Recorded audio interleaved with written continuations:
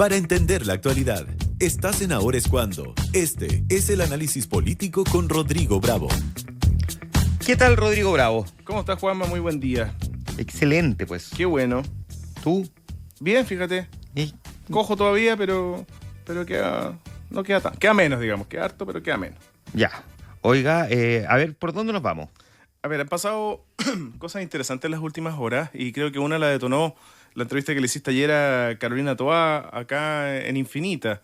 Ayer fue bien clara ella nuevamente en decir que no personalmente, pero sí como coalición, le parecería muy difícil o más bien imposible estar en un gobierno, respaldar un gobierno que no condene la dictadura de Nicolás Maduro en Venezuela. Ya lo había dicho, las violaciones de los derechos humanos tienen que ser absolutamente condenables, no se puede no calificar esto de dictadura. Como una crítica directa lo han tomado varios a la candidatura de Daniel Jadwe. El PC ha reaccionado en bloque. Ayer también Bárbara Figueroa, poquito antes de que conversaras con Carolina Toá, había marcado el punto nuevamente de no permitir que algunas figuras, en este caso oficialistas también, se entrometan en las definiciones, en la postura del Partido Comunista. Pero ayer tuvo una enemiga, entre comillas, que no había estado en el radar, que es la propia Janet Jara. Janet Jara le contestó a Carolina Toá y le pidió no involucrarse en las definiciones y en las posturas que tienen los partidos políticos, respaldando lo que ha hecho su directiva, pero también la llamó a proponer ideas y poner ideas sobre la mesa. Una cuña, una declaración que parece igual, Juanma, un poquito extraña cuando todavía estamos hablando de una ministra de Estado, ¿no? De una candidata presidencial. Todos entendemos sus intenciones y a dónde apunta Janet Jara, pero estando en el Ministerio del Trabajo parece al menos un poquito opinable. Ayer Janet Jara trató con esto de dar una señal a esa ala más dura del Partido Comunista que pareciera estar decidida o al menos inclinada por la posibilidad de que sea Daniel Jadwe el candidato presidencial del Partido Comunista. Un Partido Comunista que también ayer incrementó el tono de las declaraciones contra Toá, porque no solo se quedó en el llamado a evitar que se involucre en las definiciones del partido o las posturas del partido, en una defensa de Daniel Jadwe, sino que ayer Agustín Bianchetti, parte del equipo de Mega Noticias Políticas, pudo conversar con dos figuras relevantes del PC, Daniel Núñez y Lautaro Carmona, que uno podría entender que además están en posturas distintas al interior del Partido Comunista, y ambos secundaron un posteo que había hecho Carmen Hertz minutos antes, recalcando, recordando el financiamiento irregular de campañas que involucró al PPD, que involucró a Carolina Toá en su minuto con Soquimich. ¿Qué dijo Daniel Núñez? Nosotros no tenemos financiamiento irregular de la política. Y complementó Lautaro Carmona, el texto de Carmen, me refiero a lo de Hertz que les mencionaba, está referido a una cualidad del PC. Hablamos por nosotros, es un dato de la realidad que el PC no tiene financiamiento de SQM. Un paso adelante, Juanma, que calienta al menos la candidatura presidencial de ambas postulantes que, bueno, una ya confirmada, o no, precandidata todavía porque el PPD no la ha proclamado, más lento que Bópoli para proclamar candidato. Que lo de Bópoli ya no se puede entender. El PPD lo tiene resuelto para abril. No ha sido proclamada Carolina Toá por ninguna instancia, a diferencia de Vladimir Osevich o Jaime Mulet, que sí ya tienen una candidatura oficial. Y por Janet Jara, que no ha sido todavía tampoco ni siquiera elegida como la carta para participar.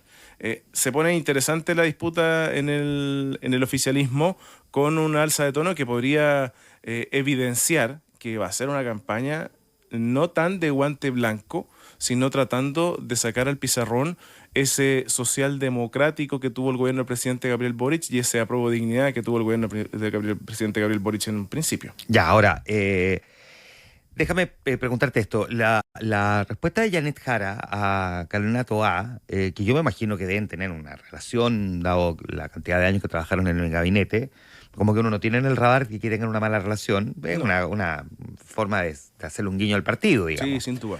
Pero es una respuesta que me costó un poco entender porque en ninguna parte Carolina Toá, ni en la entrevista que nos dio ayer en la mañana, ni tampoco en la que tuvo el fin de semana, está vetando a Daniel Jadwe. Lo que está diciendo es que ella no quiere tener una primaria con alguien que tiene una defensa de la dictadura de Maduro y dice que es muy difícil formar una coalición de gobierno con alguien que si llegara a encabezar ese gobierno, tiene una posición que el resto del oficialismo no comparte. Entonces, no es que Carolina Toá esté diciendo que no quiere que Daniel Jadwe sea candidato, es que dice, yo no me veo en una primaria con él porque uno se para detrás del candidato ganador y yo no veo parándome detrás de un candidato que respalda a Maduro. Es verdad, ha sido más genérica, salvo en una entrevista el fin de semana en Estado Nacional donde habló de que distinto sería si Daniel Jadwe cambiara de postura en este tema, o sea, emplazándolo directamente. Pero se ha tomado la lectura como un veto. Yo creo que efectivamente Carolina Toá no está vetando a nadie. Y el Partido Comunista además tiene una defensa férrea de Daniel Jadwe que además, paréntesis, ayer fueron rechazados su solicitud de rebajar sus medidas cautelares, se mantiene con arresto domiciliario y ahora lo que viene es en abril definir si es que el tiempo de duración de la investigación lo que le permitiría ser candidato o no. Si los tiempos coinciden, lo decía ayer su abogado Manrique, podría finalmente políticamente seguir desarrollándose con la certeza de que tiene derecho a sufragio. Carolina Toá, de alguna manera, creo yo, Juanma, no sé si lo ves tú igual, le suma esta distancia con el Partido Comunista. Si uno se queda quizás con algo, algunos dirán es desde el propio PC antiguo, una lectura un poquito noventera, que es un partido que en su minuto obtuvo o ha obtenido generalmente cerca del 8% de los votos, 7%, 5% con Gladys Marín en elecciones presidenciales, es decir, con una minoría versus un socialismo democrático que ha logrado llegar al gobierno en ya varias oportunidades con una contundente mayoría. Si es que eso es lo que representa Carolina Toá, va a ser su postura sin duda antidefiniciones de Venezuela mucho más clara y sobre todo, Juanma, cuando al otro lado hay una férrea defensa a la democracia en ese país en particular. Ya. Janet Jara, por otro lado, habla como candidata, pero no es candidata. Y uno no tiene tan claro que quiera ser candidata. Ayúdame, oriéntame, guíame, por favor. Yo te diría que la definición o el interés de ser candidata ya está tomado por Janet Jara. Y hay un equipo de figuras del Partido Comunista que ya están trabajando en esa alternativa. Si bien el fin de semana en el Comité Central se planteó que era un debate de ideas esto, finalmente lo que terminó por ocurrir es empezar a delinear cuál es el camino para que los candidatos empiecen a dar señales y presenten estrategias para este jueves, que debería ser el día definitivo cuando la Comisión Política del PC defina quiénes van a ser las cartas y seguramente convocar a un nuevo Comité Central, que va a ser la lógica en la estructura del Partido Comunista habitual. Creo, Juanma, que sí, Janet Jara tiene el interés y en una lógica bien comunista de responder: nosotros vamos a estar disponibles a lo que el partido nos solicite. Eso lo ha dicho tanto Daniel Jadwe como Janet Jara. Creo que ya está un poco decidido. Y te decía yo, con una respuesta ya hablando como candidata desde la testera del Ministerio del Trabajo, en una actividad relacionada con su cartera, hace un poco evidente que ya ha tomado esa decisión. Una decisión que está calentando el ambiente tanto, Juanma, como lo caliente que está el ambiente en el Senado para lo que va a ocurrir mañana. Hablemos de eso, porque hay elección de la mesa del Senado y la verdad es que hay una pelea en la oposición que también me cuesta un poco entender. Es como se están acusando mutuamente desde, digamos, ciertos sectores de la derecha de estar negociando con el oficialismo para quedarse con presidencia y vicepresidencia. Pero Exacto. como que hay dos sectores que están haciendo más o menos lo mismo. A ver, te escucho.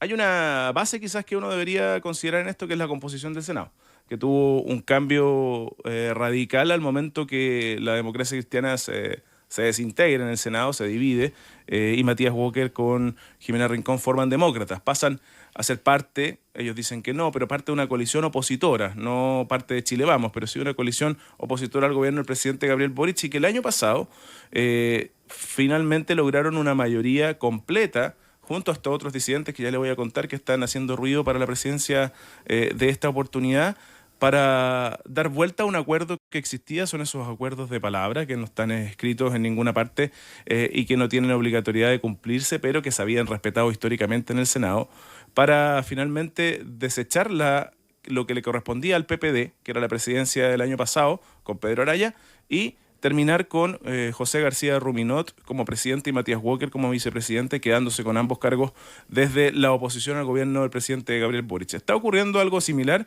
pero con una contradicción, que este mismo acuerdo, que algunos dicen se debe respetar en esta oportunidad, tenía a la derecha como carta principal o ya definida para que se quedara con la testera en este último periodo de este tramo legislativo, y le correspondía a Evópoli, y Evópoli también había definido con claridad que el senador con más experiencia de su comité, Felipe Kast, iba a ser quien encabezara esto. Se puso sobre la mesa varias inquietudes y dudas por parte de la misma oposición con Felipe Kast, que no todos estaban contentos o conformes con que él fuera el candidato.